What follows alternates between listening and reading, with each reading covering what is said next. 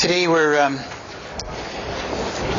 going to continue on with this idea of games of imperfect information. And then, actually, hang on a second, there's something very weird about this. I'm getting a little ringing in my ear here, and I don't think it's just my age, okay? We're still in Chapter 9 on information and uncertainty, games of imperfect information, and particularly this idea of asymmetric information. So we're going to sort of spend the rest of the day talking about that kind of stuff. I talked with a couple of people after class last time, and since I don't think they understood, and I would have expected them to understand what was going on, I might just go backwards a little bit and recap some stuff. Then we'll do an interesting question about adverse selection, which is and what's called the Lemons principle, which is kind of an interesting idea that comes out of the private information stuff, and it makes you a little bit worried about transactions when there is private or games when they're private information. Then we'll look at a way of getting around private information using screening and or problems of private information using screening and signaling devices, and that should take us through the end of today's lecture. And tomorrow I'm hoping we can have a look at what's called moral hazard and problems of kind of designing contracts for people to do things that you'd like them to do. Okay? And there's a kind of asymmetry in those games too. It's an information asymmetry, but a slightly different. And then we'll move into Chapter 10, which is, I think, the most interesting chapter in the book. Okay? And that has to do with credibility, using this information idea to change games, to manipulate games, to change people's expectations using promises or threats. Okay? And how can you make promises or threats believable by the other guy? And there's a list of strategies, or it's kind of an art really than a technical way to do things, or a technical way to solve that problem of how to manipulate a game to make your threats and promises believable. But there's 10 ways of doing this that are listed in Chapter 10. And every final exam I've asked a question, what are those 10 ways, okay? Be able to write a couple of sentences on what the key concepts are and why they're important. Okay, so if you look at past exams, you'll see that question. It'll be on this exam as well. So take your time to work through Chapter 10, figure out what those 10 ways are of making your threats and promises credible, and be able to say something sensible about them. I think you'll find it a very interesting chapter. It's not tied up with a lot of diagrams or game trees or payoff matrices, but really it begins to build on the intuition we have about problems of coordination and strategic interaction in the simple games we've looked at. And then in the last lecture, which I think will be next Tuesday, we will look at development of reputation and issues in repeated games. Okay. Now, the following Monday, which is the 4th, I believe, of June, is a holiday, and so then we come back for the final lecture on the 5th, and we have the exam on the 8th, Friday night. Okay. So what I've done is that I put up a number of times in Commerce C534 where I will be in the previous 2 weeks, and it's kind of like open office hours, but if you're working through past exams or you've got any questions or problems, then I'll be available at that time. Okay, so I think the people who came to those sessions before the midterm found it helpful, and you might as well. You might also find it helpful in your preparation for that exam. But don't forget the exam; it's coming up, and don't forget that one question that I just told you about, because it'll be 20 points that you should get, just like that. Okay. Is that because I've gone round? Okay, now I've given you a handout. Everybody got a handout up there? Because there's a couple little graphs that you don't want to really copy down. There's some. Anyone else up there that doesn't have one? Would like to have one? Creating a pathway in your brain. We started off this idea of games of imperfect information by trying to realize that people are uncertain about things. And we looked at the games where there are mixed strategies, and we're thinking, well, there's some uncertainty there. We're throwing in this surprise element, and we're thinking of expected payoffs, not knowing what's going to happen in a game. It takes a little bit of time to work out what your payoffs are. And then we went a little bit beyond that, and we said, well, we introduced this idea of the radiologists coming in with their little tests, okay? And how could you learn something about something you don't know from some information that somebody else gave you? We had this taxi cab question, we looked at the radiology question, but we didn't introduce any payoffs to those, to the people, the witnesses who were giving their reports, the radiologist who was making his report about the breast cancer screening thing, okay? Now, this example we're working through here, this venture capitalist thing, is somebody else has got a test. It's just like a diagnostic test, except that they have an interest in the outcome, how you're going to read and interpret that test, okay? And in a way, the radiologist also, we didn't look at their incentives, but radiologists have incentives to do things too. Okay? They don't just tell you what they know. They also think about how you're going to react to what they tell you that you're going to, before they actually tell you. Okay? And this can be kind of a problem in health transactions because sometimes doctors want to get rid of patients, so they'll tell them news that they don't really want to hear and make them go away. Sometimes they want to keep patients. They want to do other tests. They might have financial incentives. I know that's a nasty thing to say about doctors, but it's true for some. That they also have financial incentives to get other diagnostic or surgical things kind of going. So they can reveal information to you, and they have an interest in what that information is. Okay. So with this venture capitalist example we're working through, which you probably won't remember, so we better go back and have a quick look at what it was. The idea is a very simple kind of situation. You've got some inside knowledge on this biological patch, which is going to work really cool, potentially make you and whoever can help you a lot of money. So the person has a lot of money, they don't have the patch, and they don't have the technology, but they're looking, venture capitalists looking for ways of kind of sharing in profitable outcomes. And they're trying to decide, you're trying to come to an arrangement about sharing the wealth here, okay? Venture capitalists going to throw in some money and get some, if you like, some rights to the uncertain payoffs that are coming out. And the entrepreneur who's is going to get some money to be able to keep on with it, doing this stuff and developing this thing, but also going to have a share in the outcome. So we had set this up. We worked through a simple kind of example where there wasn't any asymmetric information, and there were two things that we're trying to assess. Okay, one is how do you assess these different proposals where somebody comes up and says, "I've got a project. I want you to contribute something into it. It's uncertain. You can have a 50% share, but it's going to cost you $1 million. Okay, or you can have a 90% share. It's going to cost you $500,000." And we kind of, well, I mean, if you were going to take the first one, wouldn't the second one be a bargain? Yeah? I mean, you might think that, and that's what I want to work today is not necessarily, okay? And so we're looking at how we're going to evaluate these kind of two proposals. And we started up with this, I started up, I think you followed along a little bit, with this little diagram that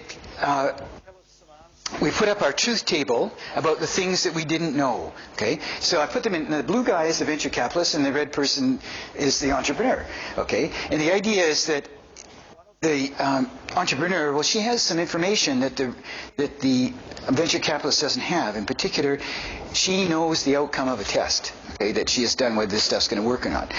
But the venture capitalist doesn't know that, okay?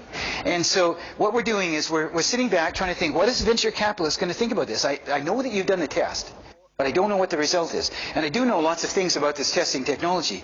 So in this little truth table, remember, all we're doing is thinking of, propositions.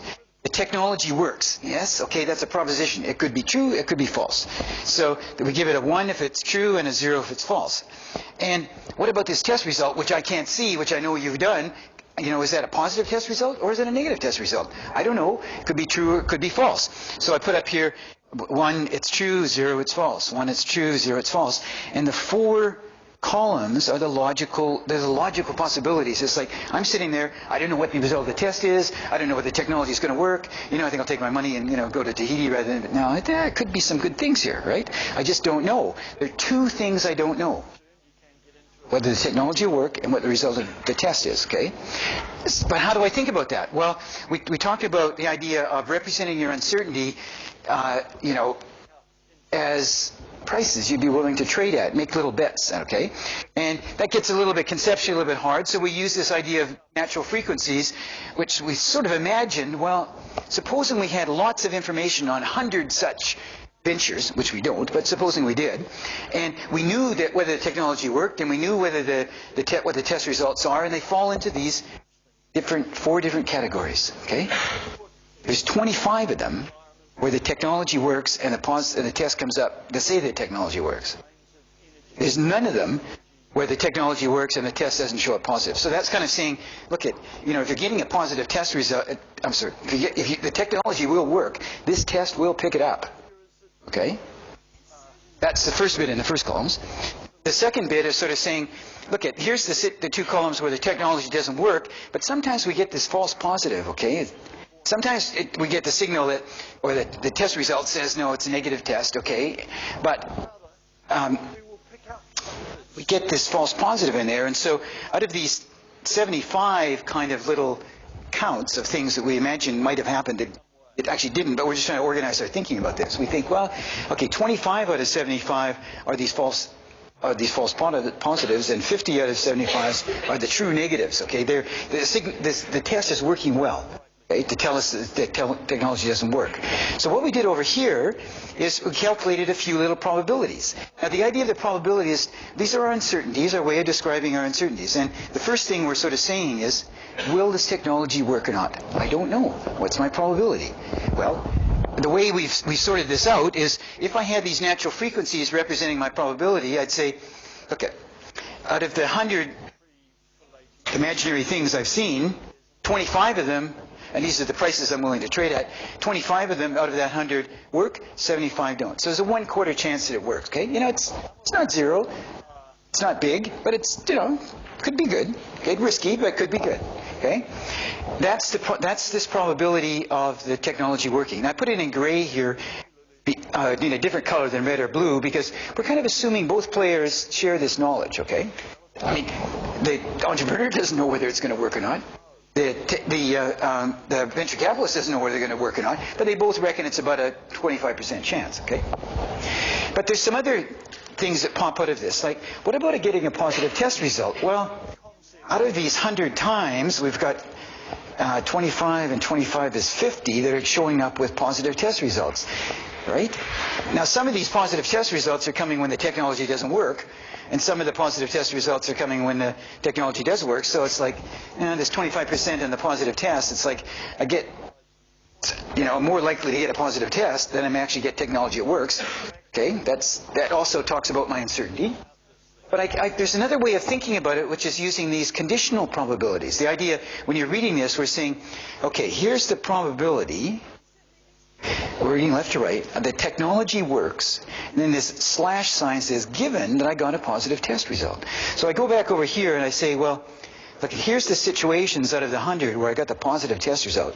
There's 50 of those, 25 and 25.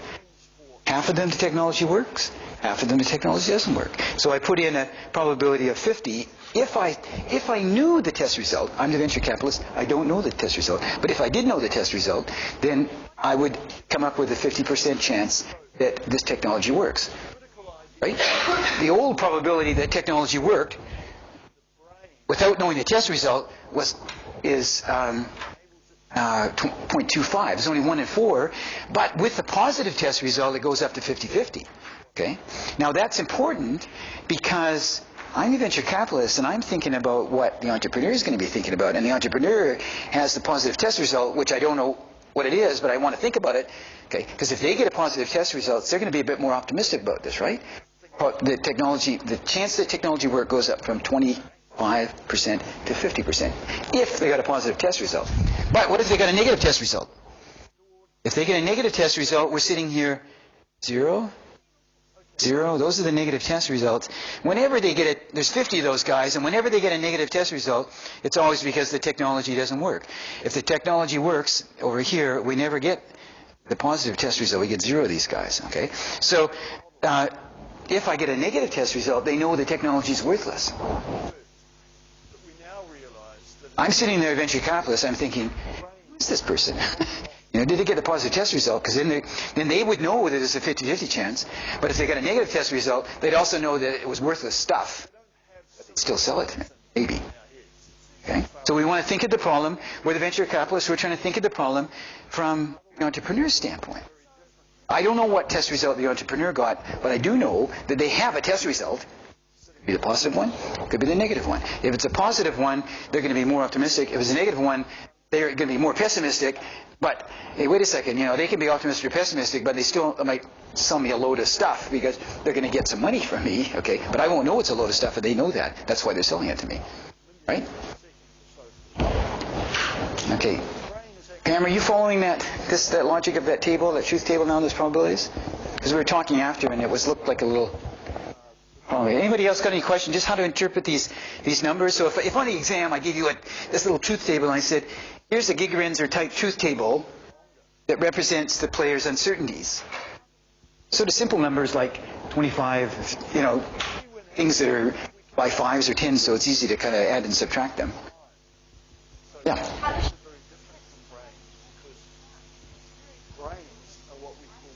Sorry, how did I get the probability and technology? The negative signal or the positive signal? Positive. Would you want to ask about both of them or just one? Okay, the 0.50. Jason, have you got an idea what that? Could you explain that? Or? 3.5 kilograms of wet matter behind your eyes and behind your eyes. Are you awake this morning? Okay, it's Monday. I know it's noon. Haven't had the lunch, the sugar fix. What are you thinking? Software, the programs that run it. Okay, where did you get the 50? 25 plus 20. Okay, now what I'm thinking is, when you read the truth table, the 1 and the 0, 1 and the 1, the 1 and the 0, the 0, 1 and 0, 0, does that concept make sense, those individual columns? Because what you're thinking of is there's two things I don't know, not just one. I know I don't know the technology works, but I also don't know about this ruddy test, okay? So I got the 4 things that could happen, and I'm trying to figure out what's my uncertainty about those. So what I do is I'm thinking, I've got 4 things I don't know about. 1, 2, 3, 4. I've got this, my probabilities sort of have to add up to 100, so I spread them over this way here, right? So then I'm thinking, out of all those things that could happen, which are the ones that are a positive signal? Well, that's the ones in this column and the ones in that column. Okay. Now there happen to be 25 of those and 25 of those. So if I'm just worried about the ones. If I'm just worried about all of these possibilities that give me a positive test result, I have 50 of those in total. Half of them are associated with this guy, the technology works. The other half are associated with that guy, the technology doesn't work. So what I do is I get the 0.5 by taking 25 plus 25, 50, and dividing it by 25. Make sense? So that's where I get the number. But the concept is, I'm trying to think about. It's complex thinking about under uncertainty, okay? The reasoning with conditional probabilities, it doesn't come natural to any of us. So that's where this Gigerenzer guy comes up with this. Maybe you could think of it just like a nice little bunch of counts of things you've seen, lots of these things in the past, like 100 of them. On the 100 that you've seen, you get 25 plus 25, 50 positive results. 25 of those associated with the technology works, 25 where it doesn't work. It's like, okay, it's not a very good test. And in the sense that if I get a positive result, it's going to be 50-50 whether it works or not. But on the other hand, it's a really good test when I get a negative result. Why is that? Because for the negative results, the 0 or the 0, there's a total of 50 in those 2 columns, and none of them are negative test results where the technology works. Anytime the technology, the test comes up and says, it's not a positive test, it's a negative test, it's not going to work, it's correct, okay?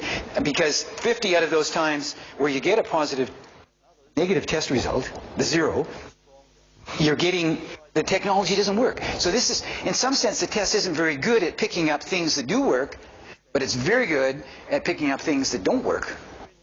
Okay, so that's kind of the idea.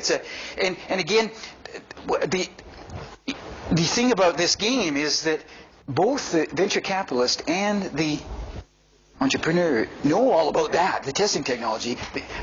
Which is a lot to assume, right?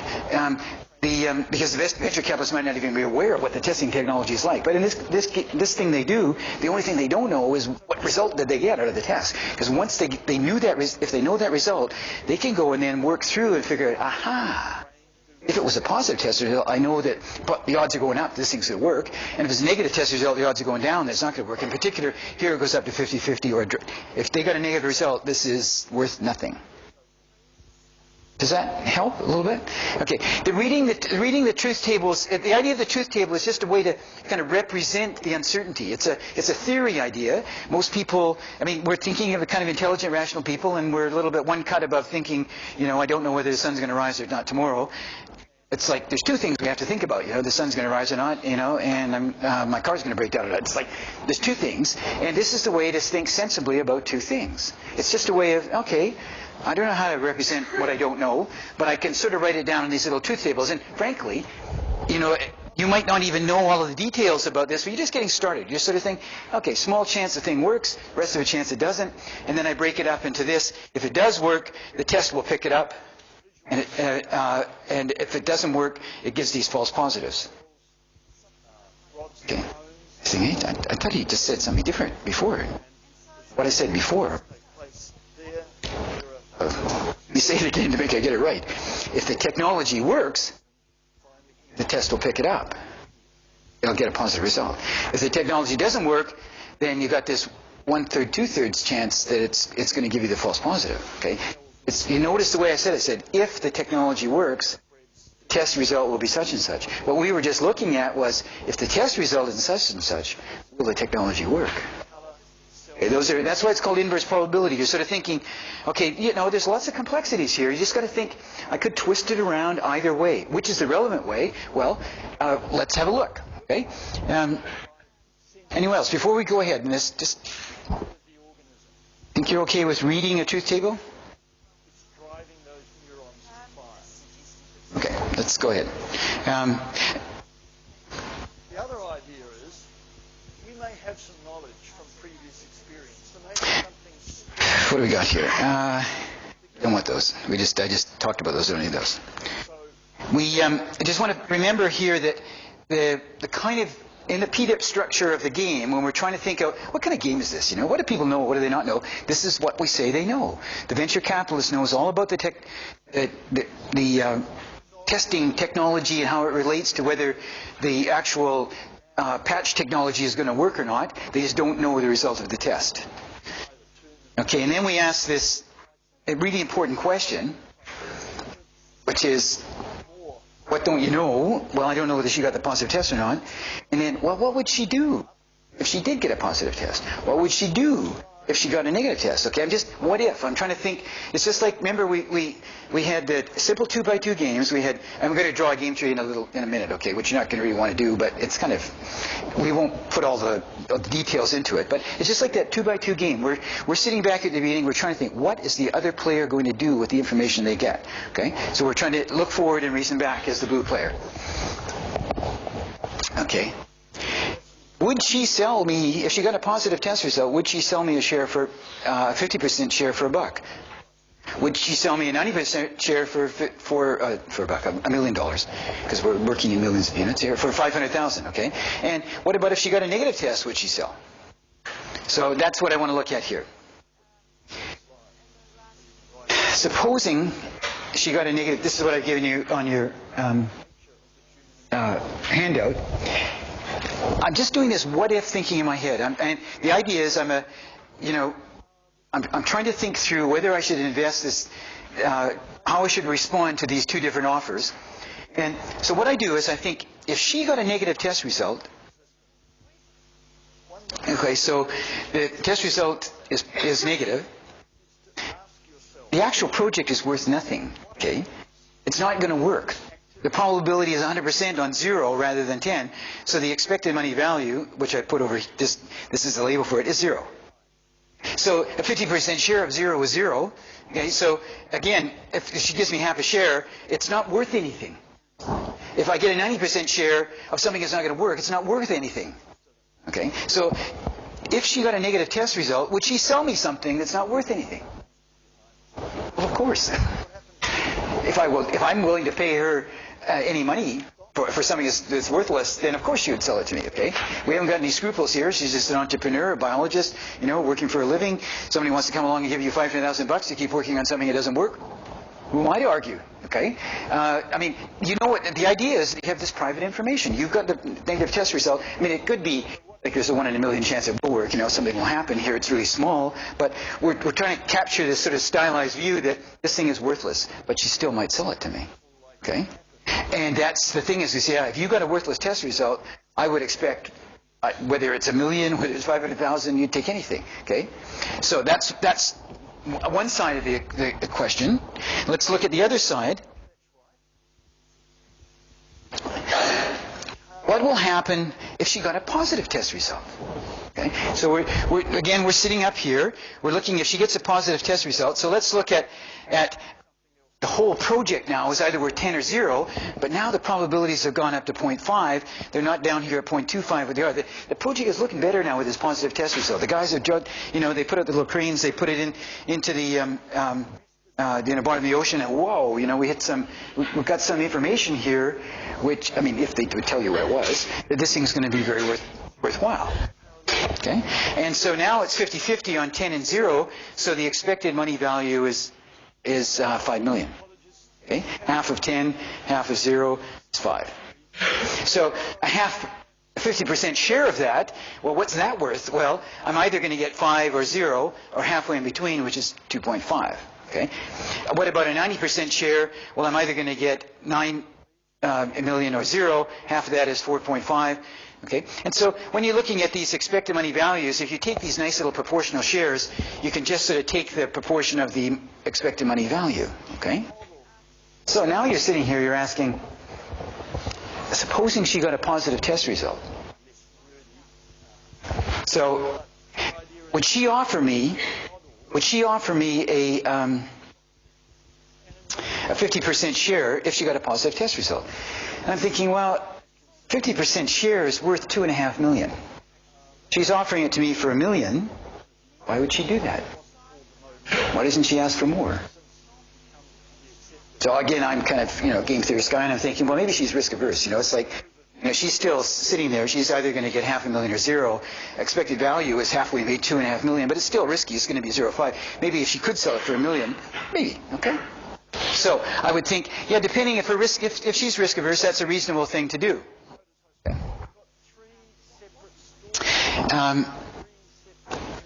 Would she sell me a 90% share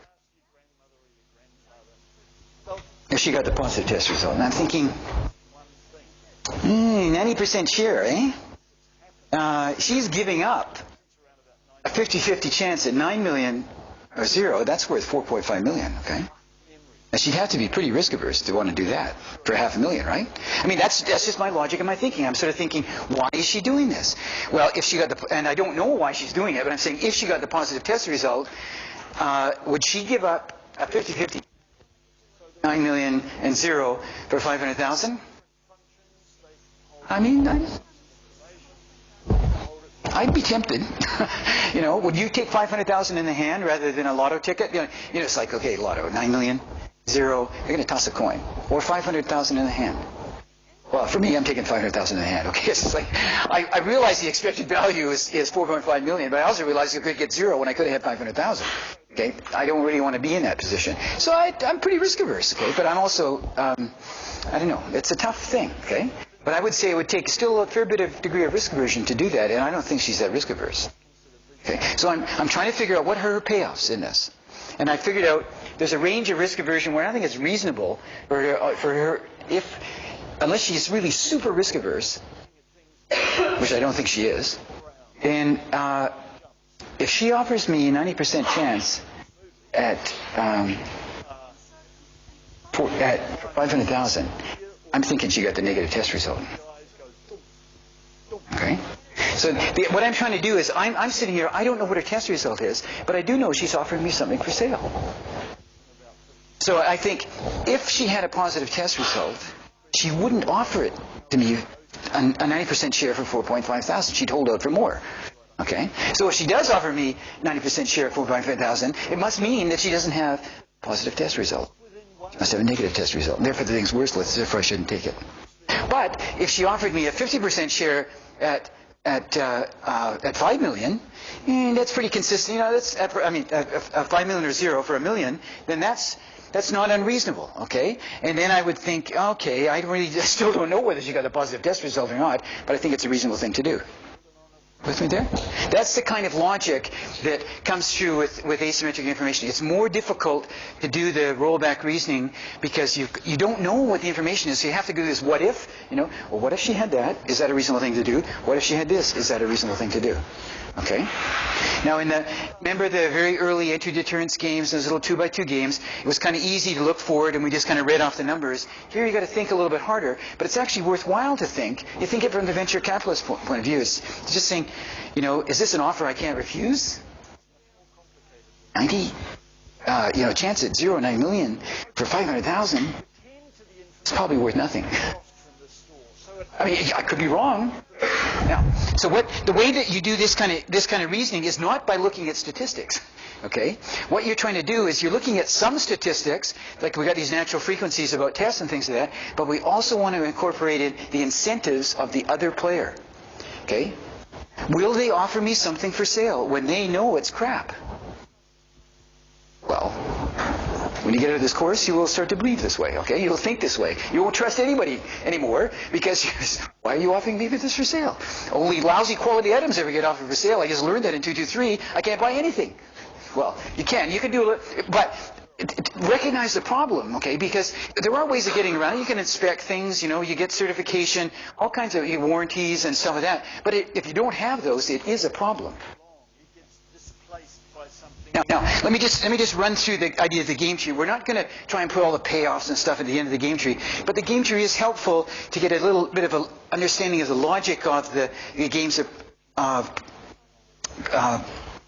where there's imperfect information and it's asymmetric. One player knows something the other player doesn't know. And so I put together this little game tree for you, the final version of which is on the overhead, and it's basically an elaboration of what we did with the diagnostic testing. Okay?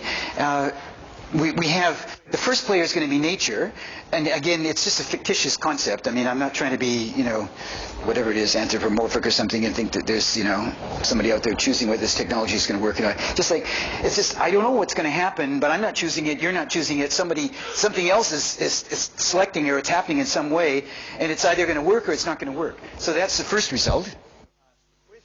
It works, the technology works or it doesn't work. And then after, if it is a positive if it is a technology that'll work, then there's going to be a test done on it, and it'll either say positive or negative. Test done will either say positive or negative. Okay, so that's just, those are the first parts of the game. That's how things are unfolding, right? So we then can crunch down some other bits of information, which is where we have the entrepreneur who's in red is going to make an offer for sale or not. Okay? Now, I'm not talking about all the different possible offers she could hold out here. It's just like, is she going to offer it for sale or not offer it for sale? Okay? And you could do that at any of these endpoints here, like the technology works, she got a positive test result, and she offers it for sale or not. And then it's my choice. The technology works, you got a negative test result. This S plus is associated with that line there, just in case you haven't. I should have pushed it along a little farther. Okay, so technology works. Negative test result can happen. Okay, well, it can't happen in this game because we know this is. We believe it was a zero possibility, but if it did happen, she could still offer it for sale or withhold. And it's just all covering all the possibilities. The only problem with this game is it doesn't describe the information that people have. So we plunk in some information sets. Because that's the way we represent what people don't know in this game. And if you start drawing the tree without knowing what it's going to look like in the end, it can get very messy, okay? But the way I've done it up here is that the information sets for the red player, it's like she can't tell whether she's at node R1 or node R2. What's node R1 or node R2? Well, it's along the lines of positive test results, but she can't tell whether the technology is going to work or not going to work. Okay? And down here, node R3 and R4, okay, the red player is sitting there, can't distinguish between these two nodes. What are those two nodes representing? Well, they're representing the technology works with a negative test result. The technology doesn't work with a negative test result. So she can see, okay, that it's a negative test result versus a positive test result, but she can't see behind the test result to whether the technology works or not. So she's got uncertainty as well, but it's a little bit different than our uncertainty, because the blue player is sitting up here like this. What are my information sets like? Well, all I can see is that she's offered me something for sale. Okay.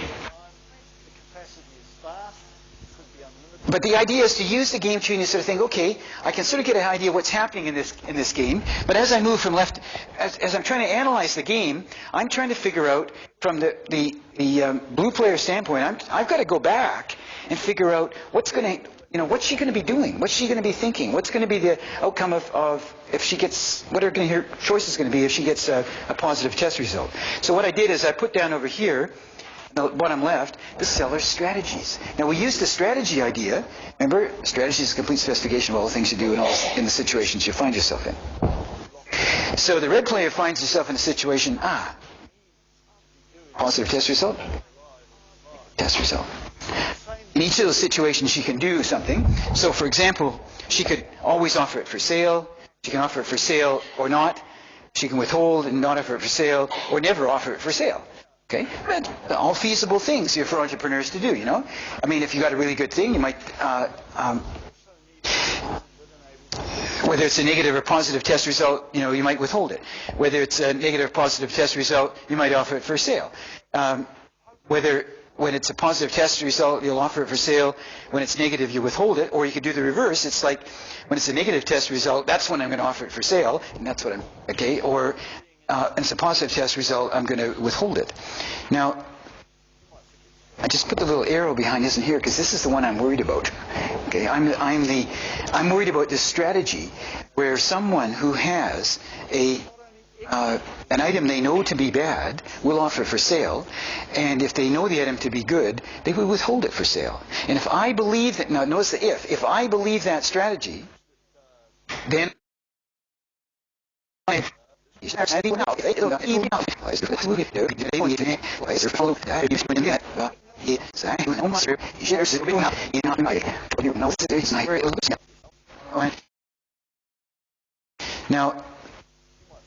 I just put the little arrow behind isn't here because this is the one I'm worried about.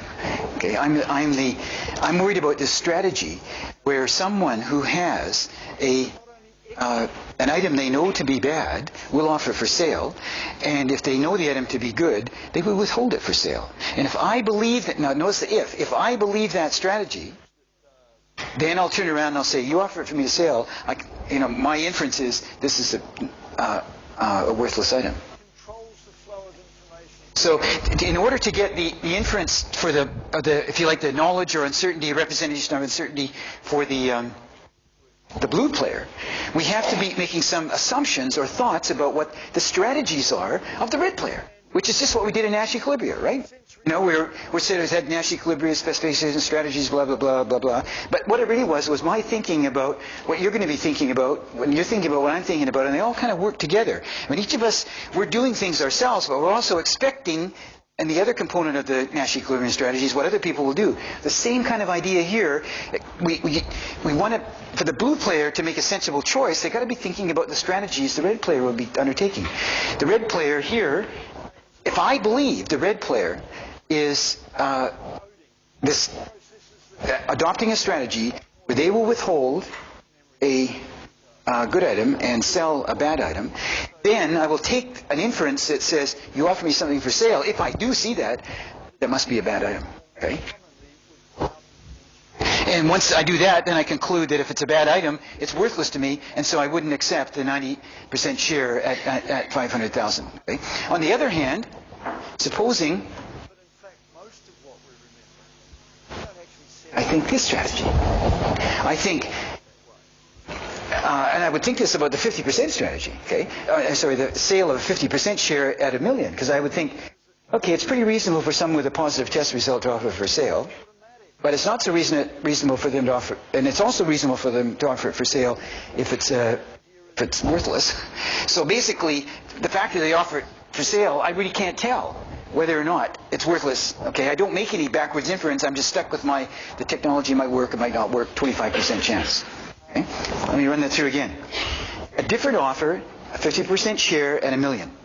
What do I take out of that? I say, well, that's kind of a reasonable thing to do to someone who's got a positive test result. That is, they would offer it for sale. If they had a negative test result, I would also expect them to offer it for sale. So I always expect them to offer it for sale. So given that I would believe this strategy of the red player, the strategy then helps me make up my mind about on some uncertainties I don't know about, which is whether the technology is going to work. But in this case, I think, well, I can't tell anything from their actions, so I'm stuck. I keep my prior beliefs, which are or the original beliefs that I had, which was 25% chance that it worked, and I'll work it out then whether it's worthwhile for me to buy or not. Okay? But the key idea here is that in order for one player to, if you like, figure out what something's worth to them, they've got to figure out, so when there's private information, they've got to look at the ifs, the what ifs for the other private information, and then work out the strategies for the other player based on those what ifs, and then come up with their own beliefs about whether this thing's going to work or not. And notice there's two things that are reasonable to believe here. Okay? And it could be, what we're going to see with these asymmetric information things is this multiple equilibria idea keeps popping up. Just like with the simple coordination games. You think, well, this is getting really complicated now. It's like, if I believe this, like for an example, you're an employer.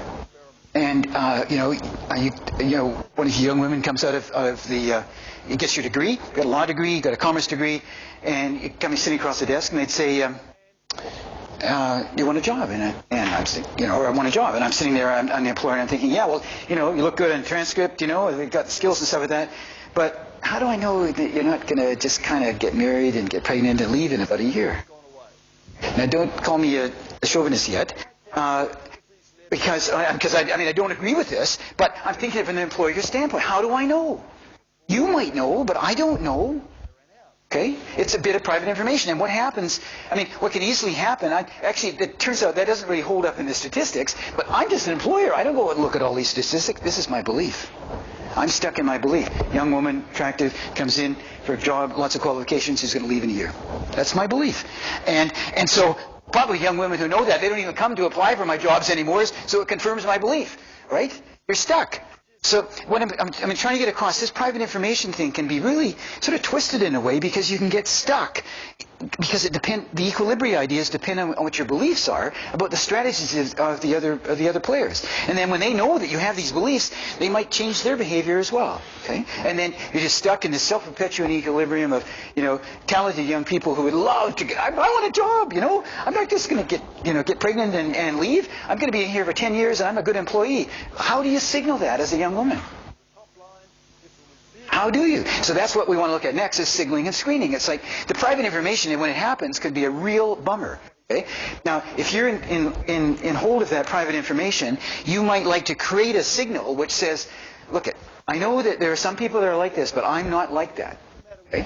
And on the other hand, you're an employer, you don't know things, you might set up a screen which allows you to check out, I'll give you some information about what type this person is. And so tomorrow we'll look at the screening signaling idea, a little numerical example. We're not going to draw through the game tree. Now the other thing I just want to sort of end with this, because this is very powerful stuff. I happened to play bridge with Peter Ellis's mother for about 3 years when he was under all the scrutiny for the Civic Crash case. And I know justice things are really complicated. I actually don't think that he molested any kids. And I don't want to say that insensitively to people who are out there. It's a very complicated circumstance, but I know his mom was accused of rolling the cameras up in the rooms where they're doing all these crazy things. It's just not possible. To me, it's not believable. And so they ended up dropping all these kind of things so they could convict Peter, and there's a big story kind of stuff about it. But I'll tell you one thing it did. It made it difficult for any male to walk into primary education and offer yourself as an employee. Because there's just a huge fear that, any kind of male in touch with small kids, you're going to be a pedophile. And it's like, I remember I've always had a dream of when I retired of writing kids' books. Okay? And my sister, who's a grade 2 teacher in Canada, said, oh, John, what you want to do is you want to go to the libraries and read your stories to all these little kids in the libraries. And I said, hello? I go into a library and I say, hey, I'm a nice guy. I'd like to read stories to these 3-4-year-old kids in your library. Quite serious. And it's really sad. Because my guess is that there are a lot of good people out there who know very much that they're not pedophiles. But there's a terrible belief amongst parents that, and rightly so, I don't want my kid molested by anybody. And it's a terrible equilibrium. And so you've got to find some kind of signal or screen to separate those things out. So it's not just the academic kinds of things up here. And also, I'll fix this information set thing up. I got it wrong, okay? But I will fix it up for you. Good.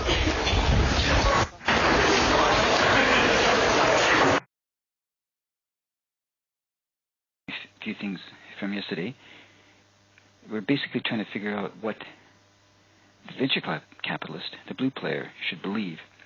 And we came up with the idea that what they should believe depends upon what strategies they expect the other player, the red player, to adopt. And we looked at this strategy here, which was to not sell an item if they got a positive test result, showing the technology is going to work, and they should offer it for sale if it's a negative item, or if they get a negative test result and they know it's worthless. Okay, so that's kind of the opportunistic, if you like, strategy of the red player, which could be a set of beliefs that the blue player could have that could work in with what they know about the technology and the test to help them assess their probabilities. But essentially with this strategy here, if you believe it, then your beliefs are going to be such that if you see something offered for sale, you're going to presume that it's at a negative test result, which means it's worthless, so you're going to set a probability of 0. Okay, and that's what we've done down here, is that when we've looked at this offer for sale at 90% at 0.5 million, we don't assume that the risk attitude of the red player is sufficient to warrant them offering that thing for sale if they had a good test result. So we're inferring from the offer for sale that it's a negative test result. Okay? Because under this belief here, if they had a good test result, they would have kept it back, and they wouldn't offer it for sale at 0.5 million a 90% share. Okay, so the idea is this strategy is going to be part of our belief, and this helps the blue player assess their probabilities, which is 0, that the technology is going to work. On the other hand, if they believed in this strategy, the strategy is to offer for sale an item, and again, we got two possible offers on the table here. We got a 90% at 0.5 million and a 50% at 1 million, but the 90%, we dealt with the 90% one. Let's deal with the 50% one at 1 million. What we thought is, well, if they had a negative test result, they'd offer it anyhow. But if they got a positive test result, it's pretty reasonable for them to offer it as well. So what we think is we can't really conclude from the offer for sale anything about the underlying signal, whether it's positive. We just don't know. So what we do is we go back to our original beliefs, which are that there's a 25% chance of the technology working, and that's what our beliefs are here. So if we see a 50% offer for sale, and we believe in this strategy, then we'll just continue on with our 25% belief. We won't let the offer for sale of 50% affect our belief on the technology working. Now then the blue player crunches out that, well, we got the overall project 10 and 0 is worth 2.5, half of that is worth 1.25, 90% of it is worth 2.25, just using those probabilities to calculate the expected money value. Now with the 50% offer for sale, she's offering it for 1 million. If we assume the risk, if we assume risk neutrality on the part of the blue player, that's you, the venture capitalist, okay, relatively neutral towards risk, then the expected wealth is 1.25 million, so you can expect a bargain eventually, we hope, to be reached between those two people. We're not going to talk about the details of the bargaining. We're just trying to look at the assessment and valuations, and yes, you try and accept that offer and go for it, okay? Because it's worth 1.25 million to you. She's offering for 1, so the expected money value is 1.25.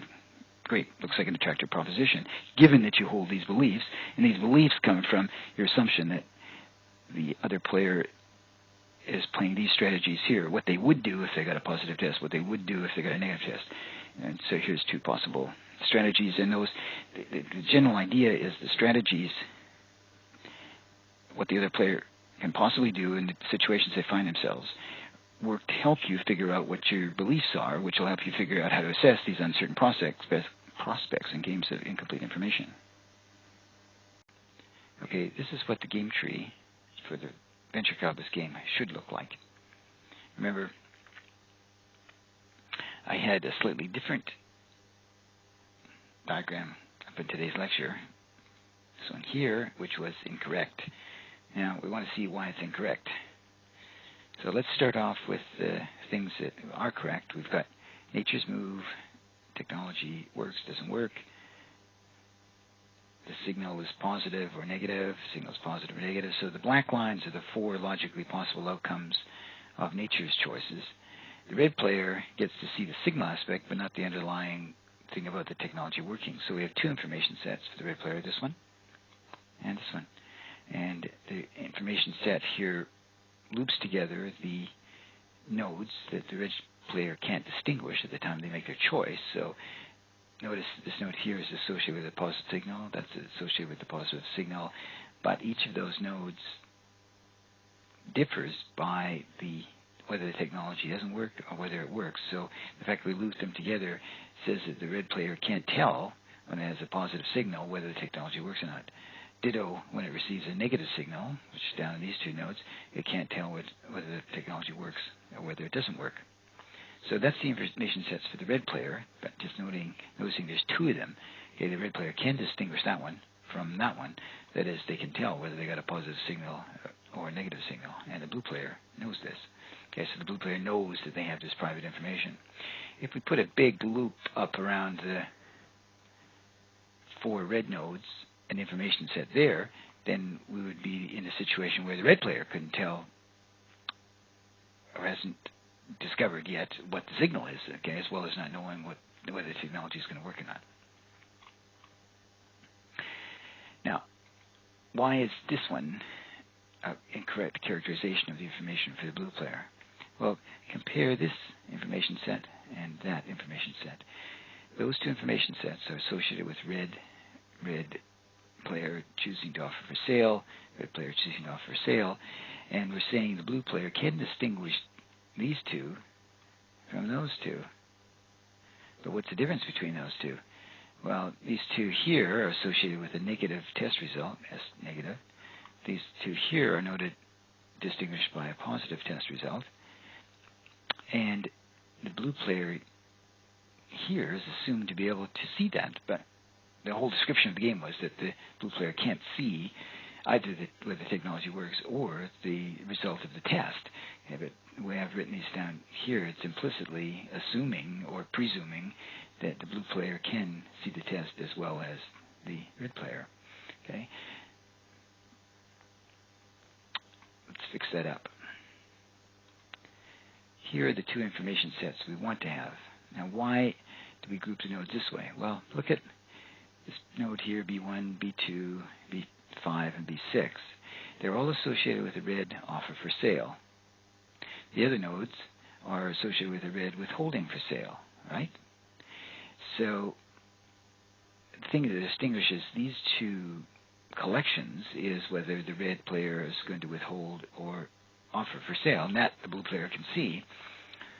But inside those information sets, the blue player can't tell what's going on. In particular, if you look at the 4 nodes inside this information set, B7, B8, B3, and B2, notice they're all associated with withholding, that is not offering for sale by the red player, and each of them is the outcome of one of the 4 choices of nature. Technology works, signal is positive. Technology doesn't work, signal is positive. Technology works, signal is negative. Technology doesn't work, signal is negative. So we have then with withholding down here, down here, down here, and down here, and down here. So that loops all these guys together as in one information set. So I can see as the blue player that the red player is withholding, and I can distinguish that from them offering for sale, but I still can't tell what's going on with the signal or the state of the technology. So these are my 2 information sets. So occasionally you can learn by making a mistake, okay, and figuring out where you made the mistake and then correcting it. Cheers, Sean.